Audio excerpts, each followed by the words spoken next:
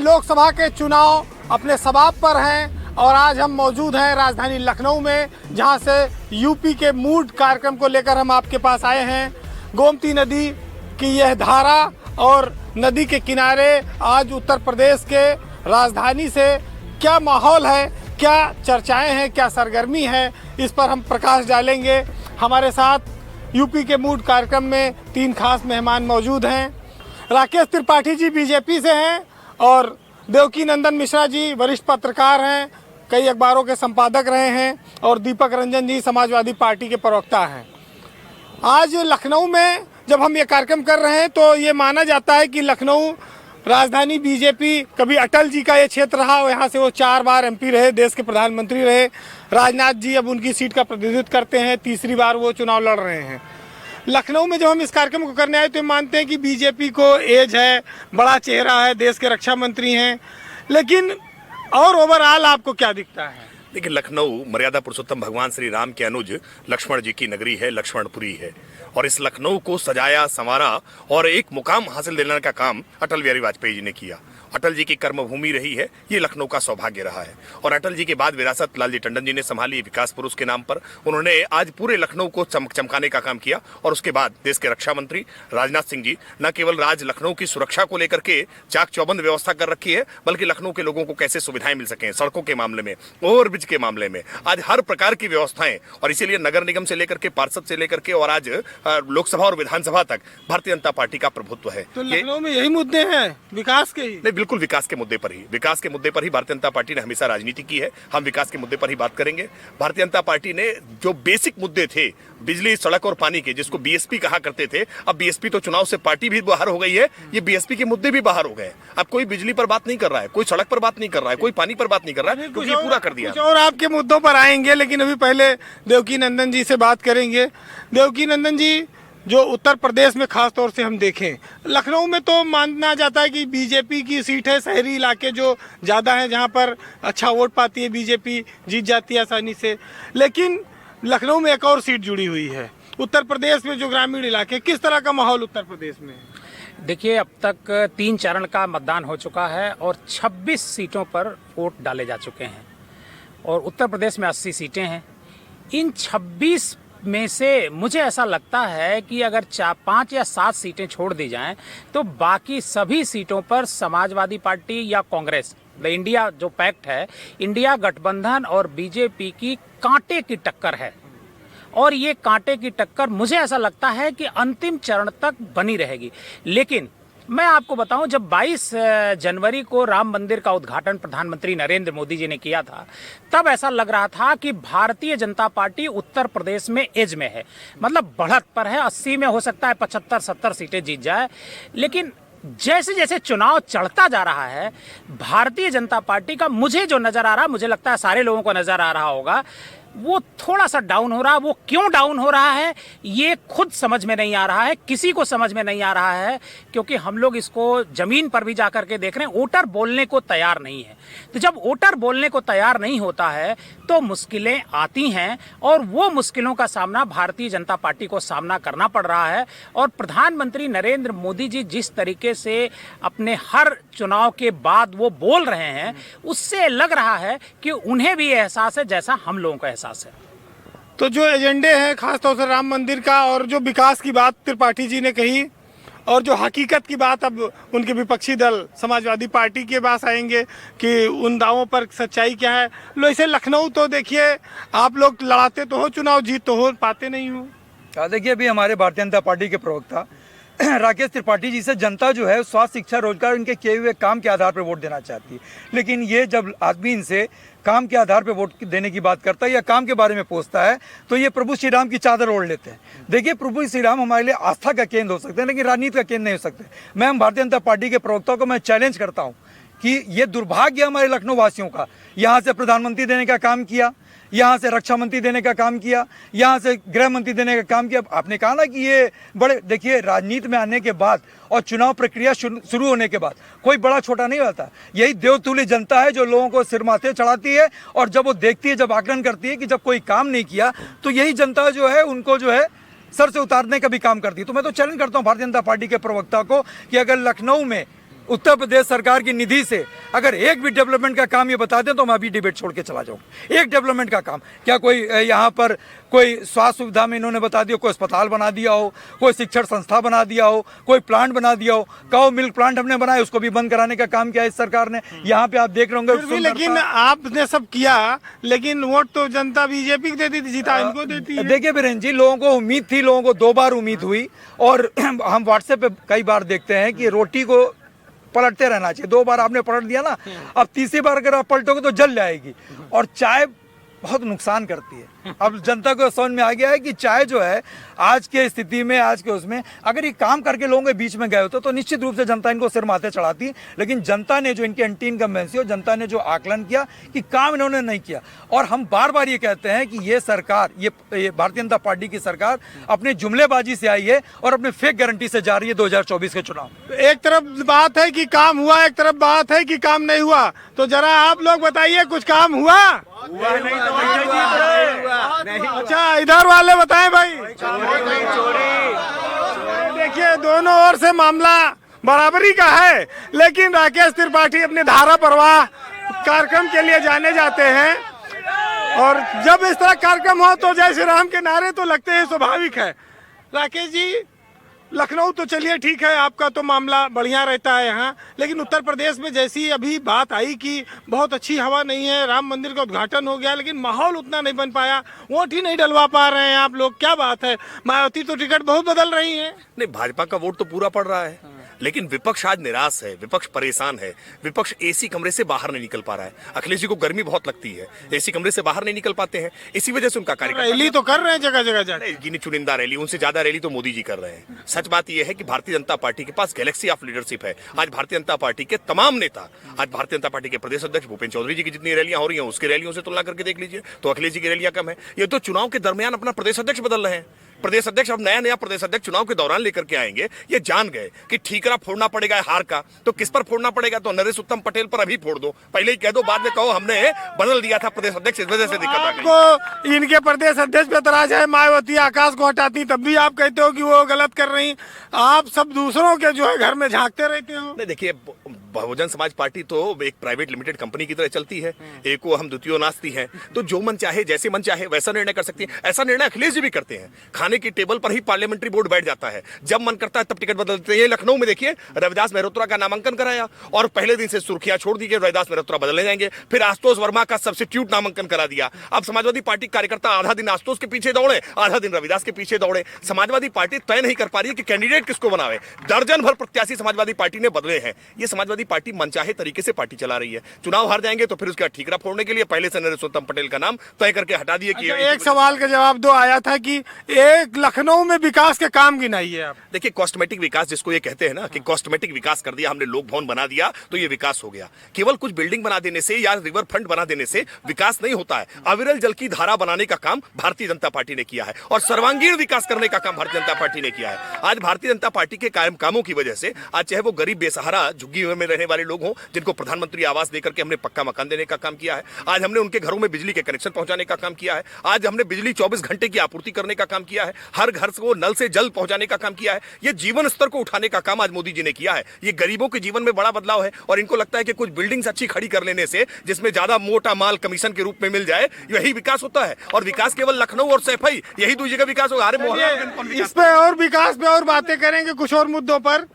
देवकी जी, उत्तर प्रदेश की जो एक लहर रहती थी चुनाव में, कह रहे थे मोदी लहर है, या 10 साल की जो सरकार जब चल जाती तो एक एंटी इनकम्बेंसी की बात आती है। क्या तालमेल इस दोनों में आप देखते हो, क्या स्थिति? देखिए, हमको 3 चुनाव को देखना होगा। 2014 के चुनाव को देखिए, 2019 को चुनाव को देखिए और 2024 के चुनाव को देखिए।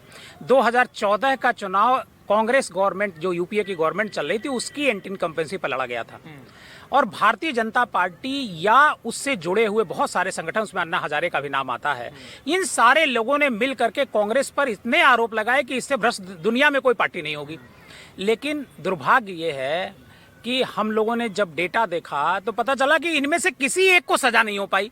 सारे लोग बरी इसी सरकार में हुए, इसी 10 साल में हो गए। तो 2014 का चुनाव तो इस मुद्दे पर लड़ा गया था। 2019 का चुनाव पुलवामा पर लड़ा गया था। नहीं तो भारतीय जनता पार्टी की जो सिचुएशन है वो आप समझ सकते हैं। केवल राम का नाम लेने से कोई पार्टी, चाहे भारतीय जनता पार्टी हो या कांग्रेस पार्टी हो या समाजवादी पार्टी हो, चुनाव नहीं जीत सकती है।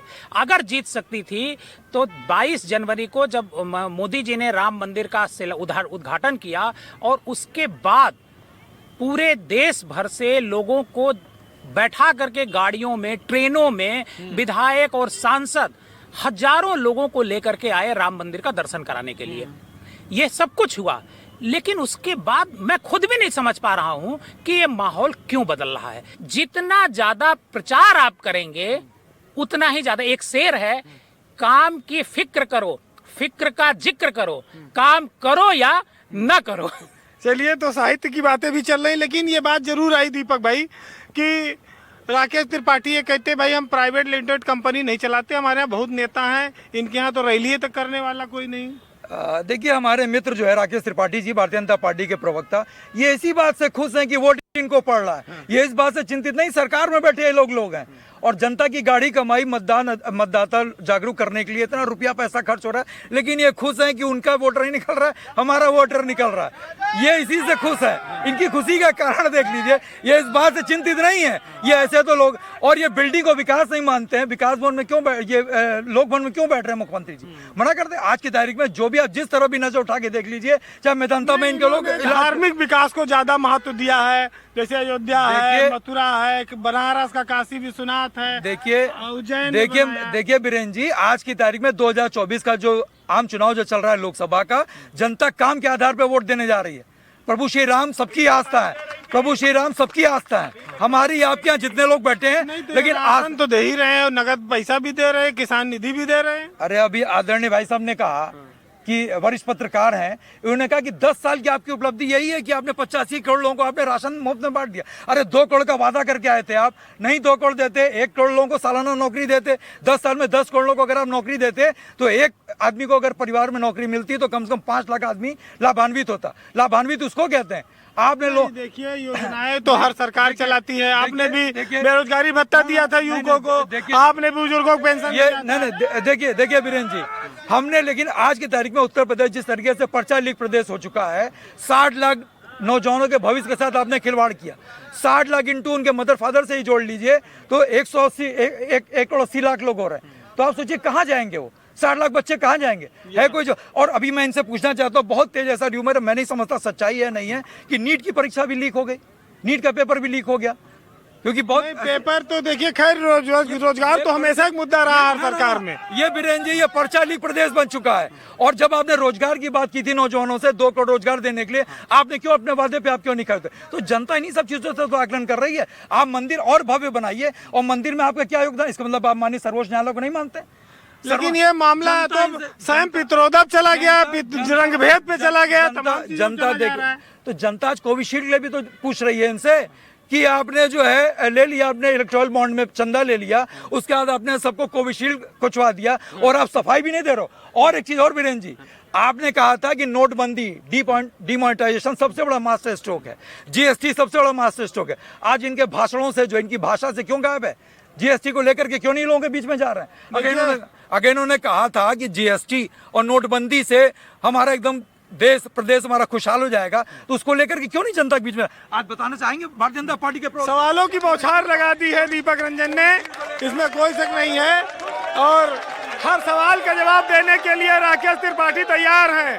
राकेश त्रिपाठी के पास हर सवाल का जवाब है, इनसे लेते हैं जवाब। बताइए भाई, कोविशील्ड कह रहे हैं, आपने ठुकवा दी सबको। देखिए, एक एक करके सारे सवालों का जवाब दें। एक सवाल राशन को लेकर के उठाया गया। ये लोग राशन नहीं देना चाहते हैं क्या? गरीबों के कितने विरोधी हैं, ये गरीबों को राशन नहीं देना चाहते हैं। यही राशन खाद्यान्न घोटाला उत्तर प्रदेश का सबसे बड़ा खाद्यान्न घोटाला था। यह एक राशन के पीडीएस जो सिस्टम था पूरा किस तरह से भ्रष्ट हो चुका था कि पूरा राशन कैसे बांग्लादेश तक पहुंचा दिया जाता था। आज हमने सिस्टम को ठीक करने का काम किया है कि गोदामों में अनाज सड़े नहीं, आज ये गोदामों का अनाज निकल करके सरकारी अनाज लोगों के घर तक पहुंच जाए, लोगों के चूल्हों तक पहुंच जाए। लेकिन दर्द हो रहा है, ये लोग सरकार में कहीं आ गए तो गरीबों का राशन बंद कर देंगे, ये इनकी पीड़ा है। 400 सीट आप क्यों चाहते हैं? नहीं, 400 सीट भारतीय जनता पार्टी, देखिए कुछ विद्यार्थी ऐसे होते हैं ना जो तैयारी करते हैं कि किसी तरह से पास हो जाएं, 33% नंबर मिल जाए जोड़ गांठ के, चाहे ग्रेस के साथ ही मिल जाए, जैसे अखिलेश यादव जी, जैसे राहुल गांधी जी। लेकिन भारतीय जनता पार्टी उस मेरिटोरियस विद्यार्थी की तरह है जो 100% के लिए प्रयास करती है और न 100% तो कम से कम 80, 85, 90% नाम मार्क्स तो मिले ही मिले। इसलिए 543 सीटों में हम 400 से ज्यादा सीटें पर प्रयास करने के लिए प्रयास कर रहे हैं, क्योंकि हमने काम किया है। हम काम के आधार पर ये बात कर रहे हैं। और आपको घेरा इसलिए जा रहा है कि आप संविधान बदलना चाहते हैं, आप आरक्षण खत्म करना चाहते हैं। विपक्ष आपको इसलिए कह रहा है कि आप 400 सीट मांग रहे हैं। देखिए, दोनों बातों का जवाब दे देता हूं। संविधान का संशोधन 106 बार हो चुका है। सबसे ज्यादा संविधान का संशोधन करने का काम कांग्रेस पार्टी ने किया। संविधान जैसे ही लागू हुआ, साल भर के भीतर पंडित जवाहरलाल नेहरू ने पहला संविधान का संशोधन अभिव्यक्ति की आजादी में निर्बंधन लगा करके कर दिया। उसके बाद संविधान का जो प्रियम्बल है, जो आत्मा कही जाती है, 42वां संविधान का संशोधन 1974 में इन्होंने आपातकाल थोपने के बाद उसको लागू करने का काम किया, यानी संविधान की आत्मा के साथ खिलवाड़ कर दिया। और हम पर आरोप लगा रहे हैं कि हम संविधान बदलने की बात कर रहे हैं। आरक्षण किसने छीनने का काम किया है? इस देश में 2 उच्च संस्थान है, अलीगढ़ मुस्लिम यूनिवर्सिटी और जामिया मिलिया यूनिवर्सिटी। इन दोनों में ओबीसी का आरक्षण छीनने का काम किसने किया है? आरक्षण छीनने का काम कर्नाटक में कौन कर रहा है? कर्नाटक में आरक्षण छीनने का काम कांग्रेस कर रही है। आंध्र प्रदेश में आरक्षण छीनने का काम कांग्रेस पार्टी कर रही है। और ये समाजवादी पार्टी तो कह रही थी घोषित करके कि 13% हम मुसलमानों को आरक्षण दे देंगे। भारत के संविधान के विशेषज्ञों ने, संविधान निर्माताओं ने जो बात कही थी कि मजहब के आधार पर आरक्षण नहीं हो सकता है, लेकिन ये मजहब के आधार पर आरक्षण करने को तैयार है।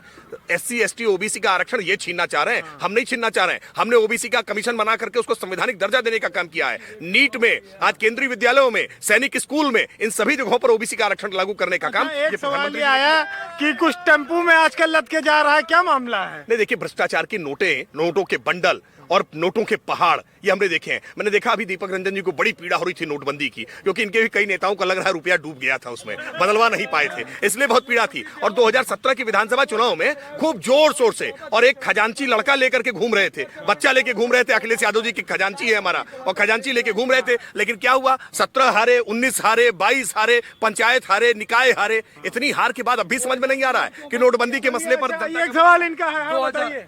मैं इनसे पूछना चाहता हूँ, नोटबंदी की बात ये करें, जो सरकार, जो पार्टी अपना खुद का चलाए, 2000 का नोट 7 साल ना चला पाए, वो देश क्या चलाएगा? मैं पूछना चाहता हूँ, इनसे बता दें। देखिए भाई, ये बड़े नोट बंद कर दिए आपने, छोटे बंद करके बड़े चलाए, फिर बड़े बंद हो। देखिए, इकोनॉमिस्ट कहते हैं बड़े नोटों से भ्रष्टाचार ज्यादा होता है, इसलिए बड़े नोटों को, उसमें तात्कालिक अवस्था थी, तात्कालिक अवस्था के लिए बड़े नोट लाए गए थे। लेकिन चलन में बड़े नोटों को हतोत्साहित करना चाहिए, छोटे नोटों में घूस कम ले पाते हैं, इसी वजह से दिक्कत हो रही है। तो ये देखिए, माहौल बना हुआ है उत्तर प्रदेश में का मूड क्या है। बहुत सारे मुद्दे आपके सामने आ रहे हैं।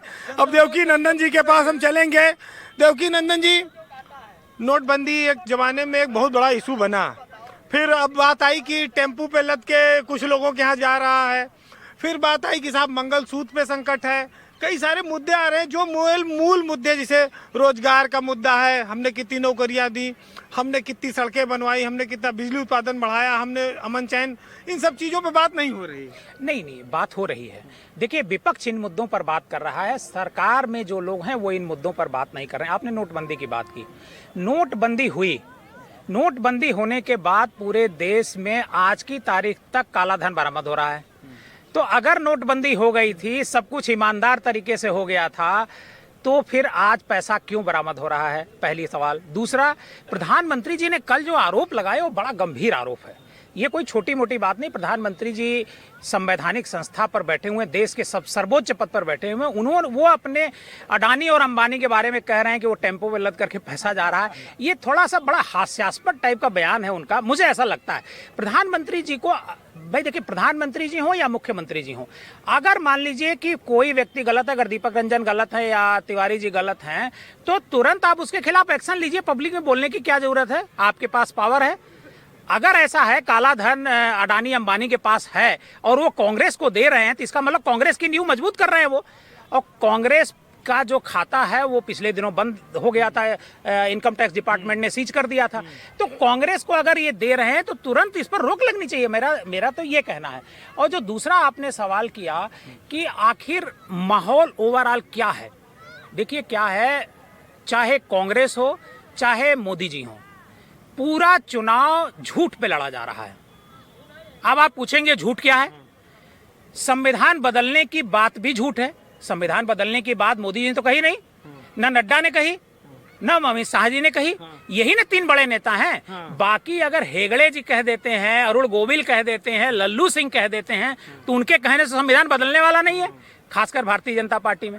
तो संविधान बदलने की जो बात कही जा रही है वो भी झूठ फैलाया जा रहा है, और जो मंगल सूत्र ले करके मुसलमानों को देने की बात कही जा रही है वो भी पूरी तरीके से गलत है, जो मोदी जी ने कहा।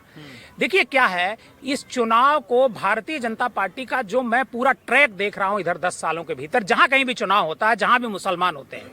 अभी मैं बंगाल से लौटा 3 दिन पहले, तो जब मैं बंगाल से लौटा, पूरे बंगाल में 2021 में भी मैं था, पूरे समय तक बीजेपी ने पूरा हिंदू मुसलमान करने की कोशिश की, और जो भारतीय जनता पार्टी ने 78 सीटें वहां पर जीती वो केवल हिंदू मुसलमान की वजह से जीती, बाकी कोई वजह नहीं है। वही एक फार्मूला है भारतीय जनता पार्टी के पास चुनाव जीतने का। दूसरा, एक नया वर्ग लाभार्थी बन गया है, और उस लाभार्थी के जरिए जो है भारतीय जनता पार्टी चुनाव जीतने की। आरोप आपके ऊपर आ गए हैं कि हर चुनाव में हिंदू मुसलमान करते हो आप। नहीं, देखिए, आप कांग्रेस का घोषणा पत्र पढ़िए।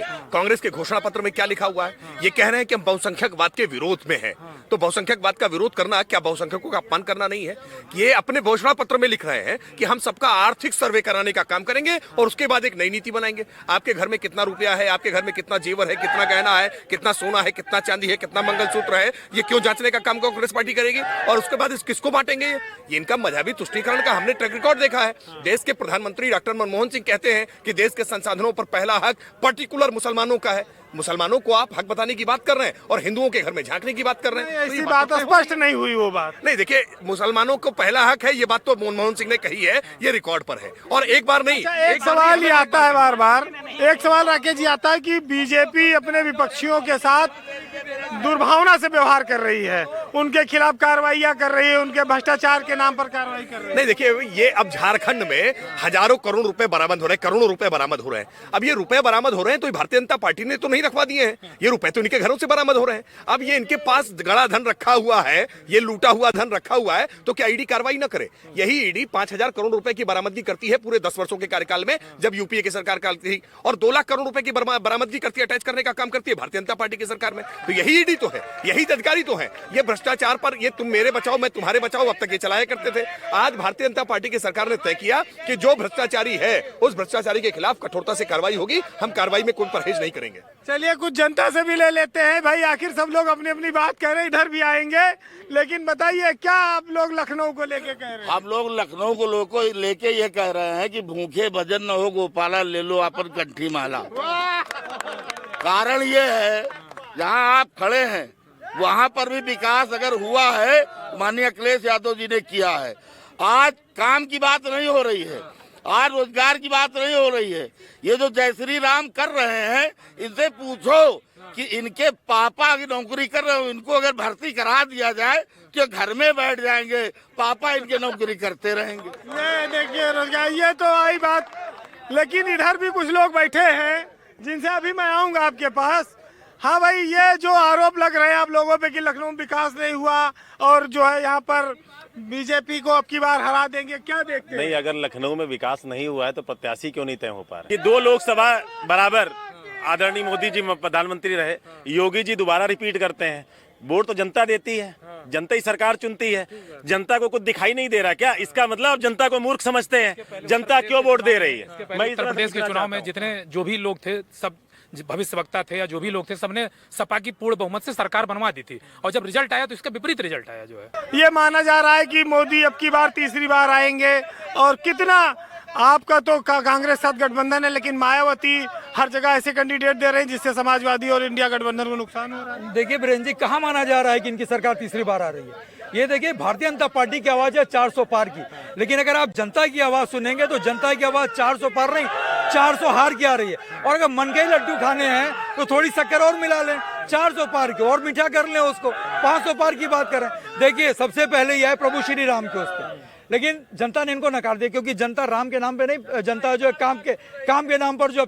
उसके बाद ये आगे हिंदू मुस्लिम पे जनता ने इनको नकार दिया, फिर ये आगे मंगलसूत्र पे जनता ने, माताएं बहनों ने, बेटियों ने इनको नकार दिया, फिर ये आगे इनहेरिटेंस टैक्स पे, उसके बाद ये आगे आपके मैनिफेस्टो पे विपक्ष के, जिसको जनता ने नकार दिया। अरे भाई, मल्लिकार्जुन खड़गे जी टाइम तो मांग रहे प्रधानमंत्री जी से, आप 10 मिनट का टाइम दे दो, आप बहस कर लो।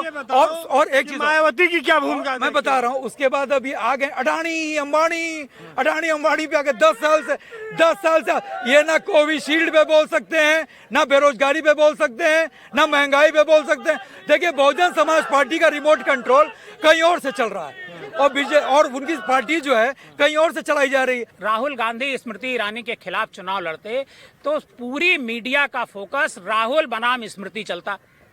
कांग्रेस ने स्ट्रेटजी बनाई, कांग्रेस ने अपने प्यादे को सामने खड़ा कर दिया। कांग्रेस ने अपने प्यादे को खड़ा कर दिया कि केएल शर्मा को खड़ा कर दिया, मतलब जो उनका मैनेजर थे, राहुल गांधी के मैनेजर ही थे ना वो। लेकिन जो मेरे पास अमेठी की रिपोर्ट है, केएल शर्मा राहुल गांधी से मजबूत उम्मीदवार अमेठी में नजर आ रहे हैं। उसकी वजह यह है कि राहुल गांधी या सोनिया गांधी के यहाँ अगर किसी का एक पैसे का भला हुआ होगा तो उसके रास्ते में केएल शर्मा जरूर रहे होंगे, तो वो जरूर याद रखेगा। और केएल शर्मा मुझे लगता है हर गांव के 5-10 आदमियों को जानते हैं। चलिए इस पर बात कर लेंगे। राकेश जी, राहुल गांधी देखिए कह रहे हैं बहुत मजबूत कैंडिडेट स्मृति ईरानी की। बड़ा हास्यास्पद तर्क दिख रहा है कि राहुल गांधी से मजबूत उनका प्यादा है, तो राहुल गांधी पार्टी अध्यक्ष पद छोड़ दें, पार्टी नेता पद छोड़ दें, अब प्यादा को आगे बढ़ा दें।